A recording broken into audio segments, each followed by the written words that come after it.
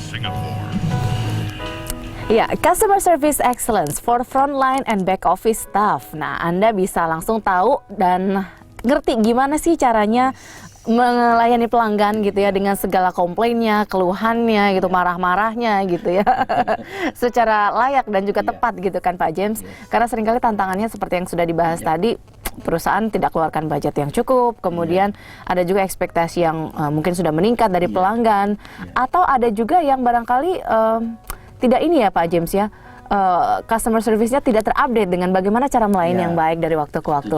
Nah Pak James, tadi kita sudah membahas 3 level customer service, mulai dari basic, expected, sampai dengan desired gitu ya. Nah level berikutnya Pak James, sebelum kita bahas lagi. Setelah di atas desired adalah surprise. Surprise, seperti apa? Surprise adalah bahkan customer pun tidak expect. Oke, kalau desired kan customer mulai mengandai-andai seandainya ini, seandainya itu, dan ternyata dia dapat gitu kan ya. Surprise itu adalah customer sama sekali nggak dapat, tidak expect. Misalnya ya, berapa tahun yang lalu saya kan seminar di sebuah hotel di Jakarta, ya, sudah regular lah, ya. Maksudnya setiap bulan kita adakan di hotel itu, ya. Terus satu hari pas ulang tahun saya, ya, saya pas lagi di kantor, staff saya bilang, Pak, ini ada orang dari hotel X ini ya, lebih gampang lah karena mereka lakukan sesuatu yang bagus, Hotel Novotel. Hotel Novotel langsung di-mention gitu kalau yang bagus ya. Karena saya beberapa tahun yang lalu sering seminar di Novotel ya. So suatu hari pada ulang tahun saya, staff saya bilang, Pak, ada teman dari Hotel Novotel, mereka datang bawa kue ulang tahun. Ya, saya bilang, wah, thank you ya.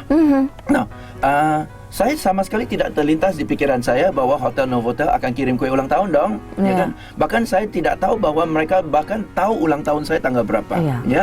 Terus saya bilang, wah, thank you ya, thank you. Jadi saya ke depan ya untuk mau terima kuenya. Saya kira yang kirim kue mungkin dari kurirnya atau mereka pesan kue dan kirim kuenya dari cake shopnya, ya. Saya bilang ya udah, thank you lah, bawa kuenya masuk, ya, letakkan di pantry aja, ya. Staff saya bilang, enggak Pak, ada orang Novotelnya yang datang.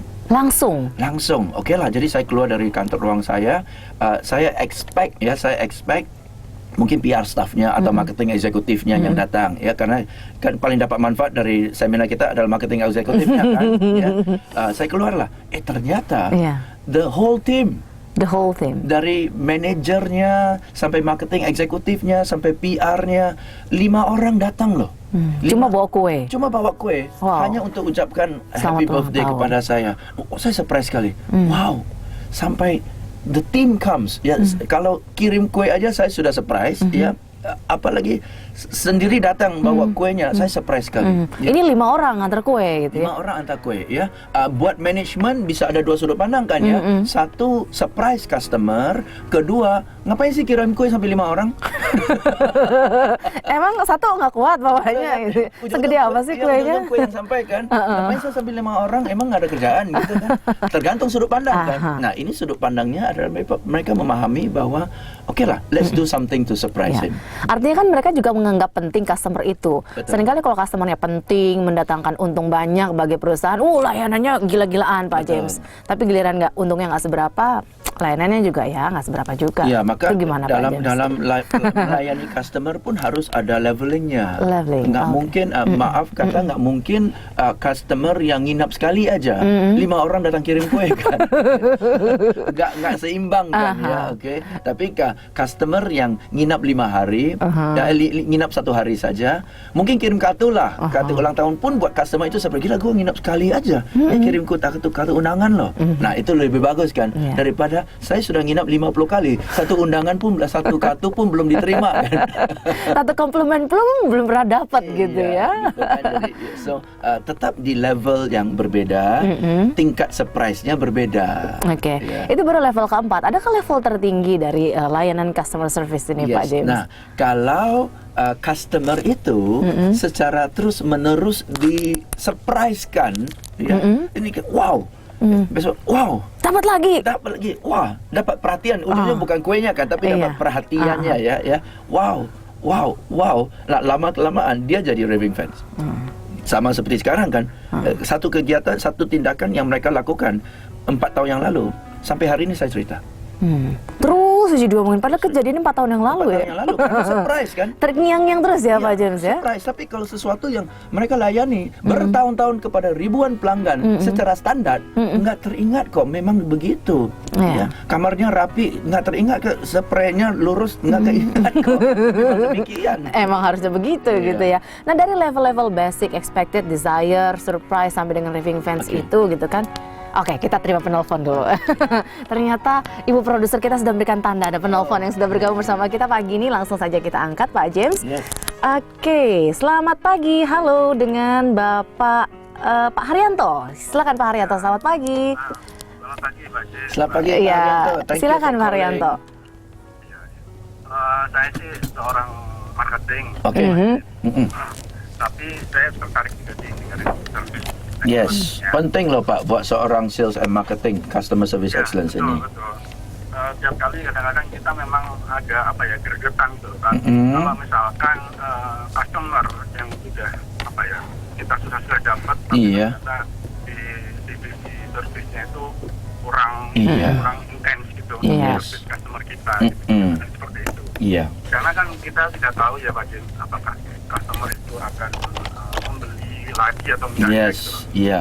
Nah terus menurut saya sih dalam dunia marketing kan sering kita ngomong bahwa everybody mungkin become salesman Pak ya. Iya. Di satu perusahaan biasanya kan Iya. itu kita dicanangkan bahwa everybody become salesman. Mm-mm. Itu dari yang lowernya maupun dari yang top. Yes, gitu, Pak. iya. Apakah bisa itu kalau misalkan dijadikan everybody become serviceman atau gimana gitu. Iya. Oke. Yes. Sip. Yes, Pak Haryanto. Kadang-kadang kita yang ngerti kayak ayam sama telurnya aja. Iya, Apakah iya. teman tuh mau beli itu karena servisnya atau karena salesnya gitu. Iya. Karena harganya ya.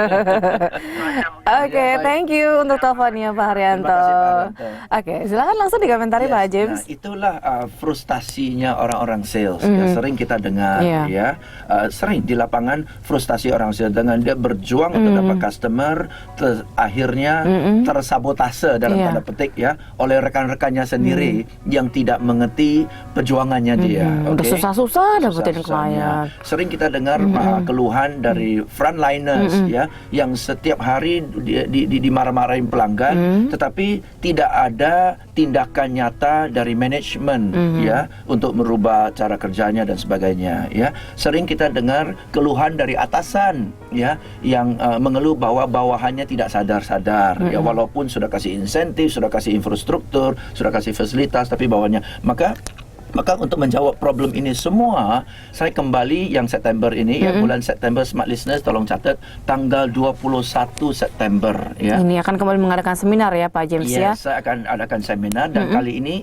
seminar saya terakhir untuk tahun 2013 ini, seminar publik saya di Jakarta. Maka untuk seminar terakhir di tahun 2013 saya kasih judul The 2-in-1 Seminar. Ya, ini satu-satunya seminar sepanjang tahun ini di mana dalam satu hari saya bawa 2 topik ya. Jadi Anda bayar 1 tiket dapat 2 topik, okey. 2 topik itu adalah yang tadi kita bahas ya, customer service excellence for frontline and back office staff ya. Dan dalam seminar ini saya akan bahas kenapa pentingnya, apa yang dimaksud dengan service excellence yang belum kita bahas, nanti kalau sempat kita mau bahas apa yang dimaksud dengan service excellence. Karena kalau kita salah definisi, salah pemahaman terhadap service excellence, kita akan salah bertindak. Ya. Okey, jadi saya akan kasih penjelasan apa dimaksud dengan service excellence dan bagaimana caranya supaya service excellence ini bisa terimplementasi di lapangan. Okey, jadi ini kita bahas. Jadi otomatis yang perlu hadir adalah frontliner, management, supervisor ya. Bahkan judulnya for frontline and back office staff. Maka saya minta tolong yang dihadirkan bukan hanya orang CS melulu ya. Karena orang CS sih tahu, cuma sering yang terjadi misalnya orang admin ya, orang finance ya, Back office-nya back ya. office, pengiriman, gudang. Karena kalau salesman sudah janji hari Rabu bisa, tapi gudang nggak bisa kirim, barang nggak ada, mental lagi kan ya. Dan itu juga bagian dari customer service Itu juga bagian kan? dari customer service. Dan biasanya kalau kita ngomong customer service, seolah-olah semua orang di perusahaan rasa, oh yang CS customer service, saya bukan, saya bagian gudang. Padahal semua orang dalam suatu perusahaan itu adalah customer service. Iya, semua harus melayani merujuk ke satu pelayanan kan ya. Oke, ya, dan banyak orang tidak paham itu, terutama maaf teman-teman dari back office. Ya. Kenapa mereka tidak paham? Karena tidak pernah dibuat paham. Oke, ya. Dan satu ya, dan kedua, topik kedua dalam seminar sehari ini, sehebat apapun sebuah perusahaan, sekali-sekali pasti ada komplain, ya. Nah, kalau ada komplain, dalam topik kedua dalam sehari itu saya bahas bagaimana cara menangani komplain secara profesional. Dan yang dimaksud dengan profesional adalah customer yang tadinya marah-marah, dengan dilayani secara baik ya dan profesional, segera marahnya reda, dia mau terima solusi kita, dan kita menyenangkan dia. Sehingga akhirnya dia berubah menjadi pelanggan yang tadinya marah-marah menjadi pelanggan yang terkesan dan beli lagi dan jadi pelanggan setia. Ya, itu marah-marahnya hilang. Iya. Oke, ini tanggal 21 September ya, Pak James ya. Bertempat di mana Pak James? Ya, seperti biasa Hotel Grand Mercure, Hayam Muruk di Jakarta ya. Dan seperti biasa juga seminar saya bukan hanya untuk orang Jakarta, ya, dari seluruh Indonesia juga datang ya. Dan untuk smart listeners, untuk Anda yang booking jauh-jauh hari seperti sekarang ya, kami ada paket-paket khusus untuk Anda, sangat-sangat hemat kalau Anda daftar jauh-jauh hari. Oke, jadi silakan langsung ya booking online atau hotline langsung di 021 60 111 21. 60 111 21. Kita masih ada penelpon yang menunggu Pak James, kita angkat dulu yang sudah menantikan sejak tadi. Halo, selamat pagi dengan Pak Ari. Halo, selamat pagi. Oke, mungkin sepertinya terputus ya. Bisa dicoba kembali Pak Ari, kita masih ada satu waktu lagi dalam segmen akhir. Kita masih membahas mengenai Customer Service Excellence for Frontline and Back Office Staff. Kami akan segera kembali setelah jeda komersial berikut.